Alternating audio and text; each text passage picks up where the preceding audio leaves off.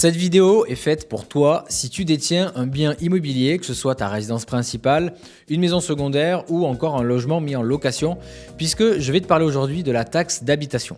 Alors depuis quelques années, elle a beaucoup évolué et en 2025, il reste encore quelques subtilités que tu dois forcément connaître. La bonne nouvelle, c'est que la taxe d'habitation, elle est supprimée pour toutes les résidences principales.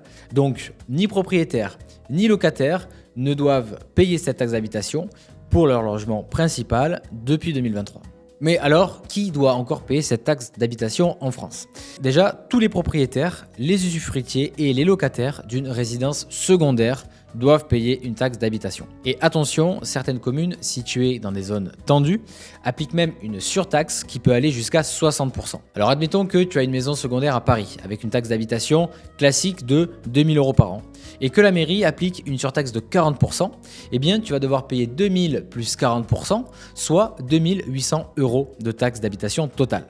Donc ça commence évidemment à faire une belle somme, surtout si le bien il est peu utilisé. Tu peux d'ailleurs consulter le taux de la taxe d'habitation et de surtaxe directement en ligne sur le site data.economie.gouv.fr ou bien sur le site des collectivités locales via une recherche directe par le code ou par le nom de ta commune. Je voulais également aborder les taxes dues sur les logements vacants car je reçois souvent des questions à ce sujet et la loi a pas mal évolué ces dernières années. Donc ce qu'il faut retenir, c'est que si tu es propriétaire d'un logement vacant, c'est-à-dire que le logement est inoccupé pendant une certaine période, eh bien il va exister deux types de taxes.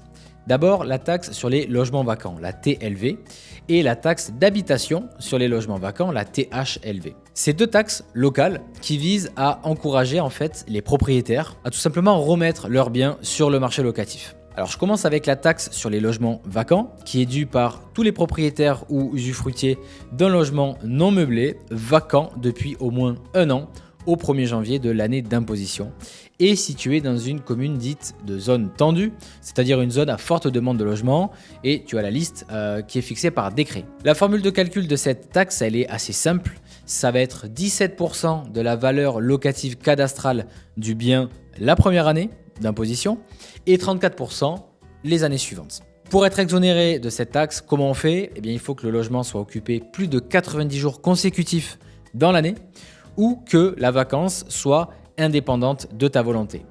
Par exemple, il y a des travaux importants ou encore la maison ou l'appartement est mis en vente depuis longtemps à condition que le prix de vente soit bien au prix du marché. Et puis, il y a la taxe d'habitation sur les logements vacants. Et là, tu seras concerné si finalement la commune n'est pas soumise à la TLV et elle va concerner les propriétaires ou usufruitiers d'un logement non meublé vacant depuis plus de 2 ans au 1er janvier de l'année d'imposition.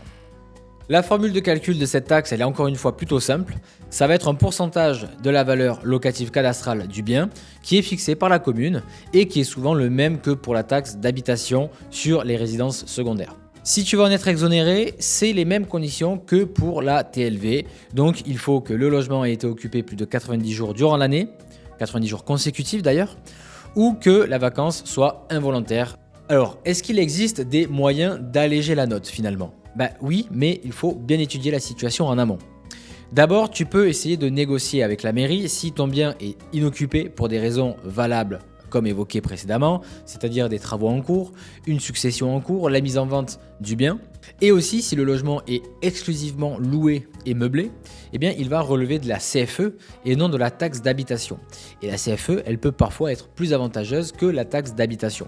Surtout qu'en louant le bien, finalement tu vas récupérer des loyers, donc tu t'enrichis. Ça a donc un double intérêt. Mais pour ça, moi je te conseille de faire le calcul avec un expert comptable pour voir ce qui est le plus avantageux pour toi.